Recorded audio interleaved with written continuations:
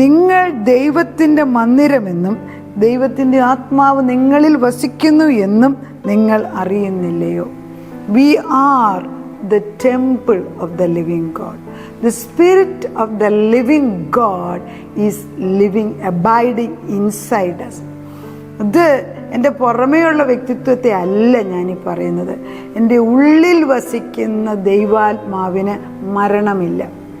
ഇന്ന് രക്ഷിക്കപ്പെട്ട വ്യക്തിയാണ് എങ്കിൽ നിത്യമായ ജീവൻ്റെ ഉറവിടം ക്രിസ്തുവിൽ എനിക്ക് ലഭിച്ചപ്പോൾ ക്രിസ്തുവിൻ്റെ ആത്മാവിനെ ഞാൻ വഹിക്കുന്നവളായി ഒരു പെട്ടകമായി നമ്മൾ മാറുമ്പോൾ ദൈവത്തിൻ്റെ ആലയമായിട്ട് നമ്മുടെ ശരീരം മാറുകയാണ്. ആ ശരീരത്തിന് മേൽ കർത്താവിന് വലിയ പ്ലാനുണ്ട്.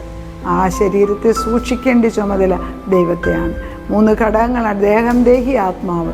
ആത്മാവിൽ നിത്യമായ രക്ഷ കിട്ടുമ്പോൾ ആത്മാവ് ജീവിക്കും, ദേഹം, ദേഹി അതിനെ അനുസരിക്കും.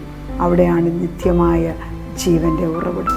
ക്രിസ്തുവിൽ പുതിയ ജീവിതം തുടങ്ങിയവർക്ക് നിത്യമായ സമാധാനവും നിത്യമായ ജീവനും തന്നിരിക്കുന്നു. മരണത്തെ ഭയപ്പെടേണ്ട ആവശ്യമില്ല. ദൈവം നമ്മോടുകൂടെയുണ്ട്. ദൈവം നമ്മളെ കുടുംബമായിട്ട് അനുഗ്രഹിക്കട്ടെ. സത്യം നമ്മളെ സ്വതന്ത്രമാക്കട്ടെ. ദൈവം അനുഗ്രഹിക്കട്ടെ.